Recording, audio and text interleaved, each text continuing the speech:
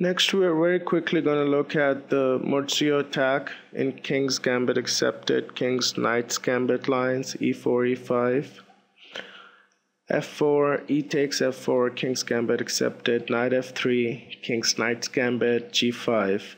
That is the main line for Quad's Gambit.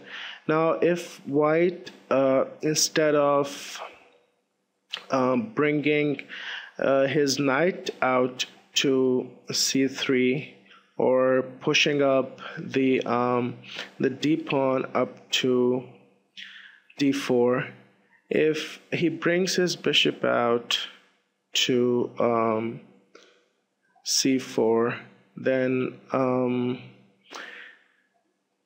and if Black pushes his g-pawn up to g4, then White can play something called the Muzio Gambit. Muzio Gambit is when White sacrifices this knight in order to gain tempo and a better position.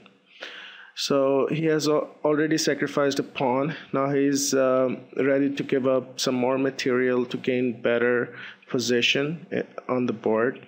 So instead of moving this knight, which would in Quade's Gambit's line would come to e5, what White does is he castles. And the double Muzio Gambit is when Black takes this knight, d takes f3, and queen takes f3, and queen comes to f6, and White pushes this pawn to e5. That would be double Muzio attack. Now the idea is, if queen takes, then you can see both these both king and queen are lined up on e5 file, and so there are lots and lots of threats that Black has to start thinking about. Muzio Gambit, I think, is not a very good line for Black to play or enter into. If we look at the board right now, we can see that Black's pieces are not developed. So the rooks are locked in. Both knights are on their home ranks. Bishops are locked. This bishop is completely locked in. Bishop on c8, the light squared bishop. The dark squared bishop is still on the home rank. Does have some possibilities along these two diagonals, but very, very limited in mobility.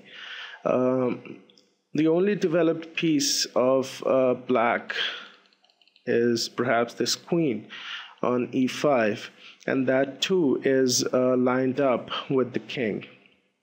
And so rook can come up to Black's rook can White's rook, sorry, can come up to e file at any moment, at any time, and create lots of problems for Black. So looking from Black's perspective, Muzio Gambit, I think it's pretty bleak for Black, and Black should not enter into these lines. If you do a little research on the internet, you'll find that Black has lost more games than won in this position, and it's a very, very popular way of opening for White. So this is the Muzio Gambit. We'll go through it once again. e4, e5, f4, e takes f4, knight f3, g5, bishop c4, g4, and now castle kingside.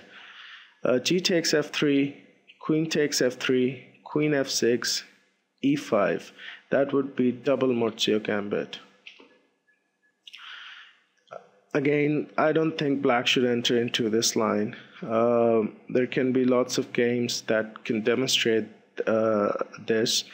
It's a very dangerous position for Black, and Black has mostly lost in this position.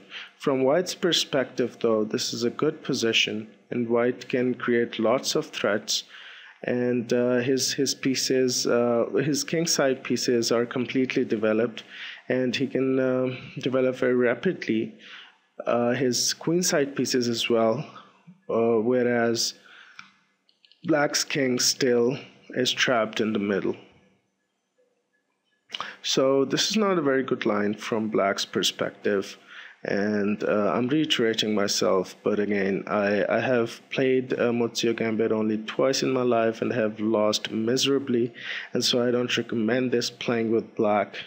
Instead, now we're going to look at some lines, actually at one line from King's Gambit accepted King's Bishop's Gambit, and that would be the Chigorin's attack. Very interesting line. Let's hope you enjoy it.